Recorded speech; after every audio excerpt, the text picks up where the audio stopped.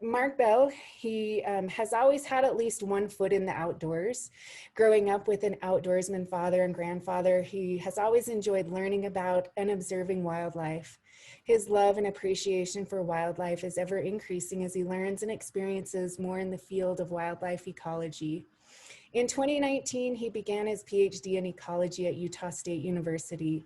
Since then, he has worked exclusively studying birds who seasonally rely on the wetlands surrounding Great Salt Lake, Utah. Most of his work is focused on ducks that use the freshwater impoundments surrounding the lake for nesting and brood rearing, as well as eared grebes that nest in the same impoundments and stage on the pelagic regions of the lake before migration. And Mark is here to talk about his the chapter that Mike Conover and himself co-wrote, The Importance of Great Salt Lake to Pelagic Birds, Eared Grebes, Fowlerropes, Gulls, Ducks, and White Pelicans. Thank you for the introduction, and thank you for starting the talk on eared grebes. They're some of my favorite. I too, like you, didn't know that this is where my life would lead, and I guess I still don't know if this is where the rest of my life will go, but I kind of hope so, because I love what I'm learning, and I love Great Salt Lake and the birds that are here that I get to study.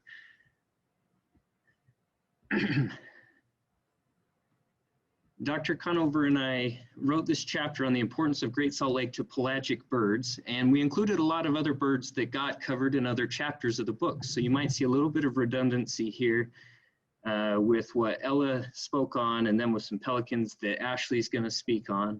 And so, but hopefully you'll learn a lot of good stuff, even though there's some repetitive items of nature in the items there. Sorry. So to define pelagic birds, these are birds that are found in the open waters of Great Salt Lake. And these would be ones that cannot touch the ground where they're at. These are different than the shorebirds, although we touch on Fowlerropes, who were also mentioned as shorebirds.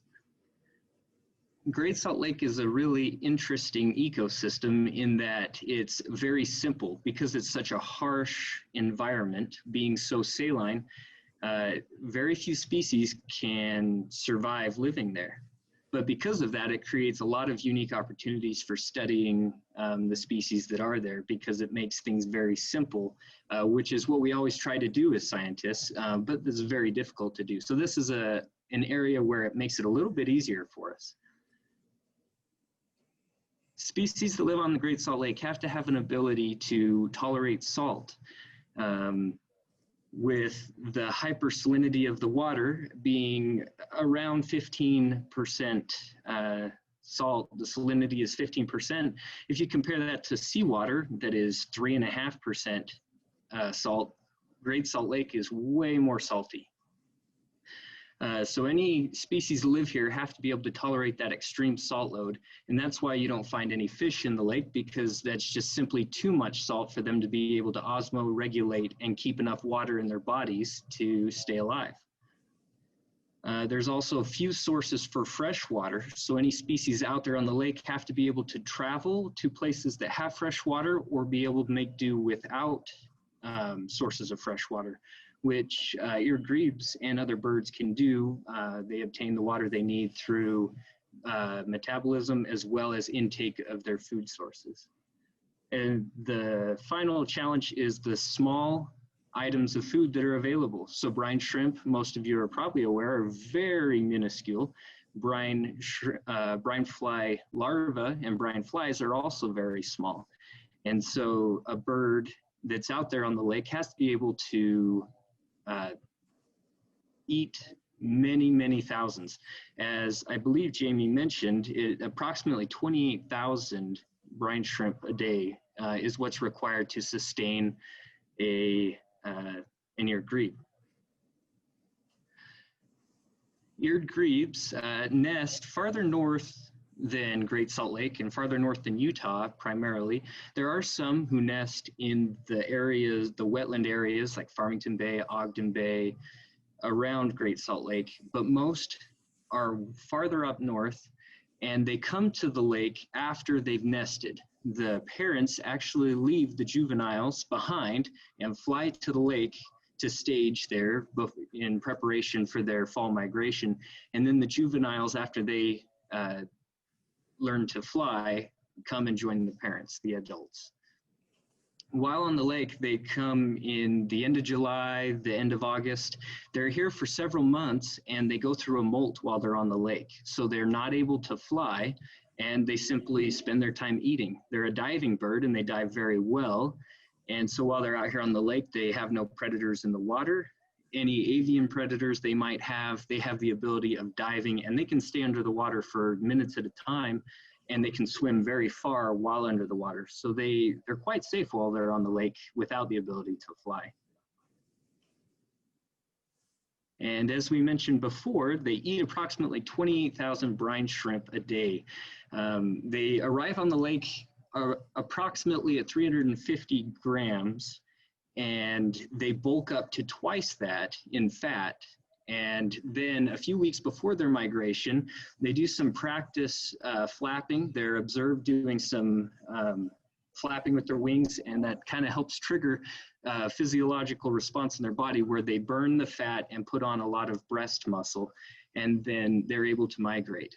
So they migrate from Great Salt Lake all the way down to the Gulf of California in one night, in a single night. And it takes them approximately 10 to 12 hours. And luckily, because we have about that much darkness in December and early January when they typically leave, they usually leave the 1st of December, sometimes the beginning of the year. They have plenty of darkness to make their flight.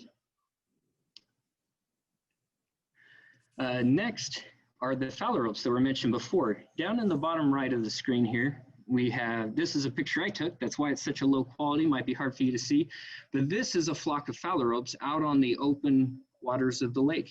They fly around in these really tight groups, and they forage together. They are cooperative foragers, so as mentioned, they'll spin in a circle, which creates an upwelling, which brings the brine shrimp up to the surface to where they can pick and eat the brine shrimp. And by doing it together in a big flock, they're able to upwell more at a time. They arrive, the Wilson's Phalarope arrives first on the lake in July and leaves as soon as August sometimes. And the redneck Phalarope is behind them a few weeks to a month sometimes. But they're here at the same time, and they will mix together in these flocks and work together in their foraging. It is interesting, so we always claim that there's millions of birds on the lake at a time. In a single day, the researchers Aldrich and Paul, they counted 500 Wilson's Phalaropes and 500,000 Wilsons and 250,000 redneck Phalaropes in a single day, which, if you know how big the lake is, that's pretty significant to be able to go to more than one place and be able to count that many birds. Very impressive. Next, we have California gulls. They are a little bit different in that they don't actually feed much on the lake. They do some, and depending on the time of year, they will more than other times of the year. As is mentioned here in that third bullet point, in May, there was a study, not this May, but in May of one of the years, a study was performed. They found that the brine shrimp and brine flies made 50 to 70% of the diet. Other times of the year, they are found at landfills and dumpsters and plundering the food left over from humans. As many of us are probably well aware, they can seem like pests at times. But Great Salt Lake is a very important nesting site for these birds. And on Hat Island and Gunnison Island, there's more than 150,000 nesting adults every year. And I might add that other places, there's colonies at Bear River Migratory Bird Refuge, out at the salt evaporation ponds, there's colonies. It seems like they're ever increasing. They seem to be doing pretty well in today's climate. Lots of food for them. And then the one that might surprise some people are ducks. So sometimes when the ducks are observed out there in the fall or the winter, people wonder if the ducks are trying to evade humans, running away from hunting season and just hiding out there fasting on the lake because they'd rather be out there not eating than being shot.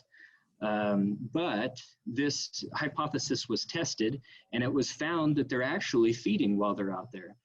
These common goldeneye, pictured on the left here, are a diving duck, and you can find them on the lake over top areas of the stromatolites. And because they're diving ducks, they have the ability to dive down to the bottom to the stromatolites and pick out the brine fly larvae that are growing there. But then the dabbling ducks, we have these green-winged teal and northern shovelers. They're observed eating brine shrimp and cysts as well, and those are just from the surface.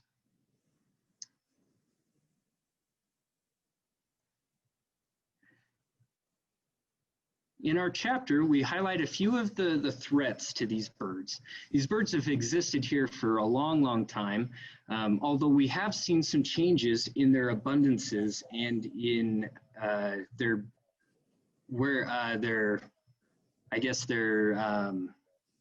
relative abundances spread across different lakes in North America. Interestingly enough, as pictured here in this graph, even though Mono Lake in California, which is a saline and an alkaline lake in California, it's much smaller than Great Salt Lake, but previous to the year 2000, it housed many more eared grebes than Great Salt Lake did, even though it was a smaller lake. It was the lake that they were choosing to go to. But because of water being diverted away for culinary use and for anthropogenic uses, Mono Lake became unusable for the birds in the way of the brine shrimp, and the brine flies were affected by the high salinities. And so we saw a spike or an increase in the amount of eared grebes that were coming to Great Salt Lake in the fall before their fall migration. As was mentioned, at least momentarily before, the brine shrimp that are harvested out of the lake, there is the potential that if too many cysts were harvested from the lake, there wouldn't be enough to regenerate the amount of food needed for the next year, the next year's amount of birds. But luckily, this is monitored very excessively, and it's done very well, so that when the amount of cysts in the water reaches a certain threshold, all harvesting is shut down, and so we can maintain the proper amount, so there's plenty of food for the birds.